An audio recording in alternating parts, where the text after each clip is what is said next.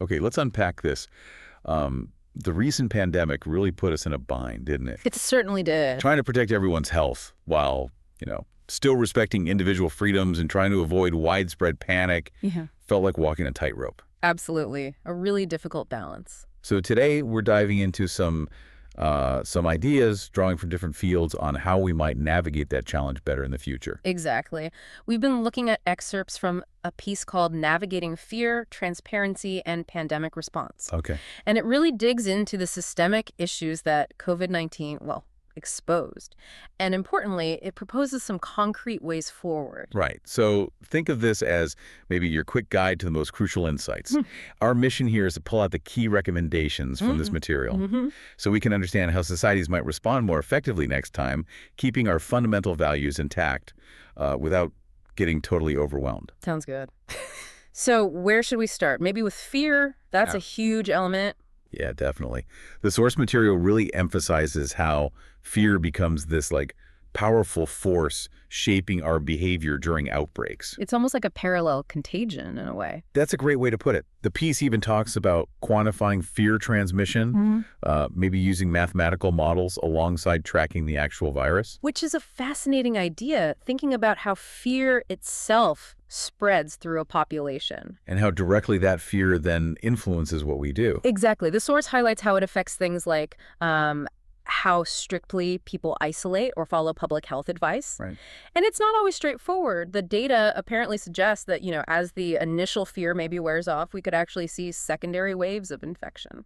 So it's complicated. You need people to be cautious, obviously. Of course. But if that caution is driven purely by overwhelming fear, it could, backfire. Precisely. And one of those potential sort of unexpected consequences they mention involves herd immunity. They talk about these agent-based models using something called the Rescorla-Wagner framework. Basically, simulations. Right, simulations of how people might act. Yeah, and these suggest that really intense fear-driven isolation, especially very early on, could paradoxically kind of slow down the development of population immunity in the longer run. Huh.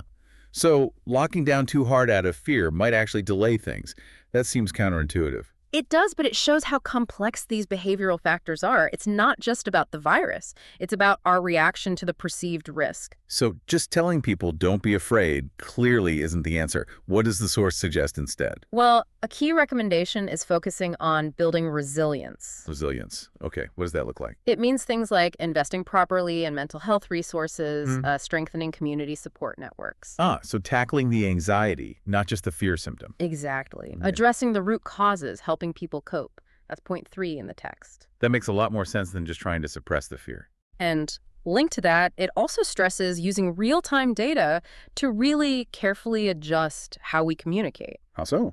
The goal isn't to downplay risks, obviously, but to avoid, overly alarmist language that just ramps up unnecessary panic. Point 10 talks about that nuanced approach. Okay, so managing fear, being more proactive about resilience.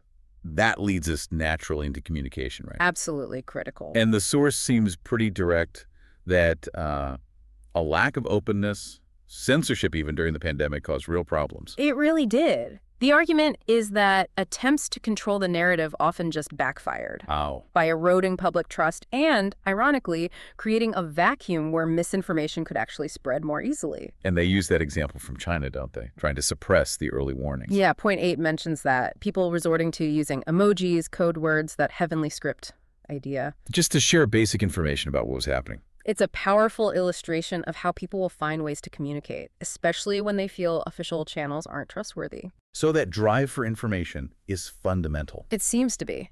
And connecting this globally, the source mentions the WHO Pandemic Treaty, the 2025 agreement. Right, I remember hearing about that. And it's notable because it does explicitly emphasize transparency, which sounds like a step in the right direction. But, I sense a but coming. Well, the potential issue highlighted is these clauses about infodemic management. Infodemic management. Sounds a bit vague. That's the concern. As point 16 notes, without really clear definitions, there's a worry these could be interpreted too broadly. Meaning they could be used to clamp down on legitimate discussion. Potentially. Used to suppress not just dangerous falsehoods, but maybe critical viewpoints or scientific debate, all under the banner of managing the infodemic. It's a fine line. So the intent of transparency is good, but the execution, the specific language, really matters. Hugely important. What about handling stuff that's just disputed? Not clearly false, but maybe uncertain. Yeah, that's tricky. The source brings up this tag, don't delete idea. Tag, don't delete. So instead of just removing content, platforms could label it as, say, under review or disputed information. This is linked to ongoing debates about Section 230 reform in the U.S., as point 4 mentions. Ah, the law protecting platforms. Right. The idea is to provide context, signal uncertainty, but allow the information to still be seen and discussed rather than just making it vanish. That sounds maybe more constructive than just hitting delete. Acknowledging complexity. Potentially. And yeah. when it comes to actually getting credible information out there, who should be delivering the message? The source really emphasizes trusted local voices. Like who? Community leaders, local healthcare workers, people who already have credibility within specific groups. Point 3 notes, different demographics felt fear differently. Right. Women and older adults reported higher fear levels. I think it's enough. Exactly. So tailoring messages through these trusted local figures can be much more effective than a sort of generic top-down announcement. Yeah, that makes intuitive sense, hearing it from someone you know. Okay, so we've got fear, communication. What about the legal side? Misinformation laws were a big topic. A very contentious one.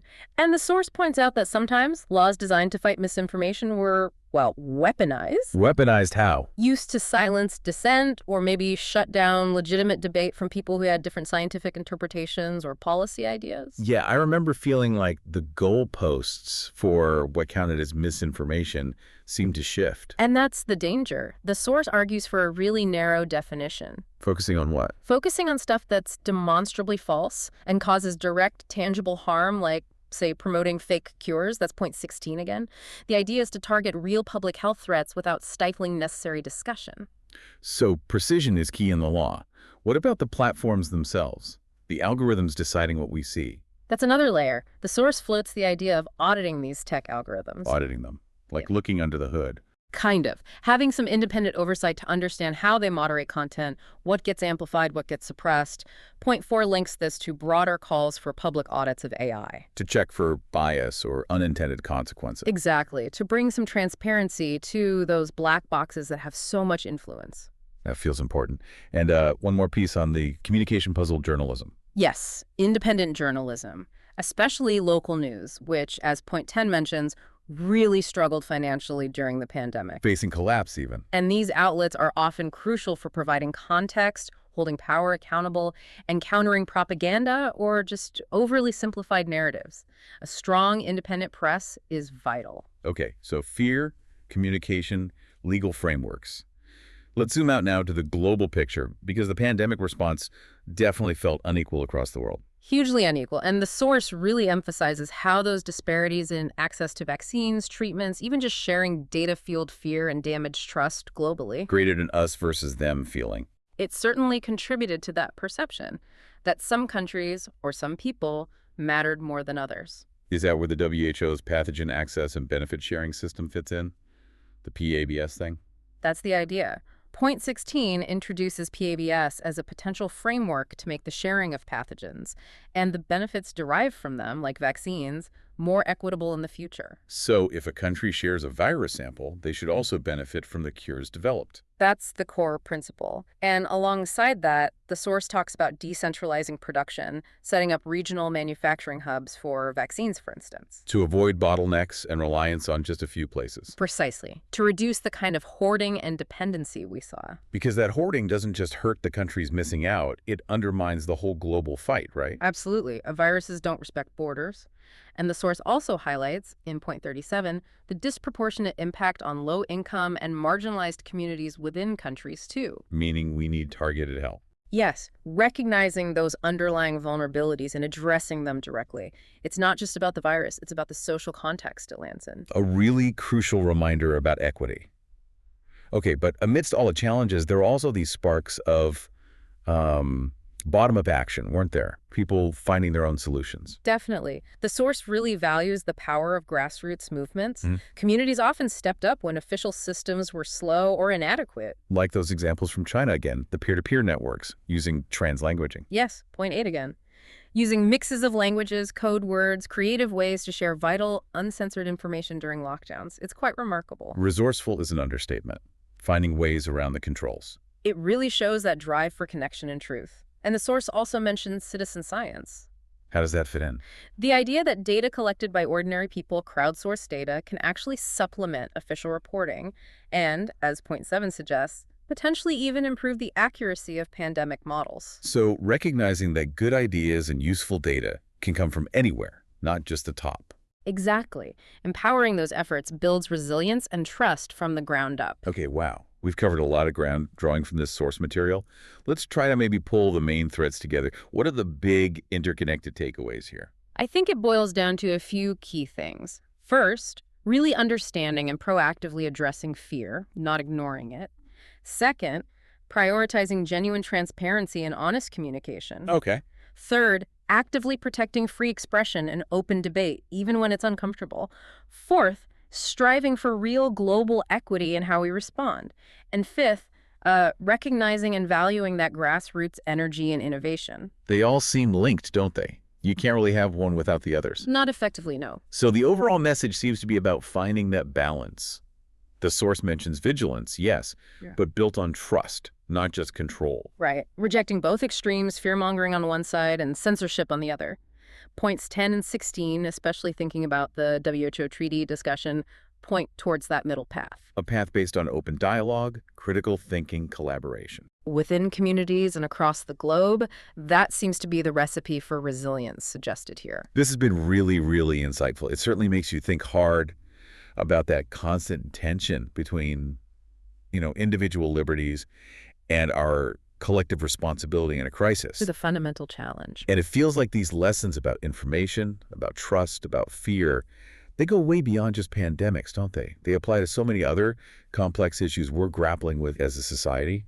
Definitely leaves you with something to mull over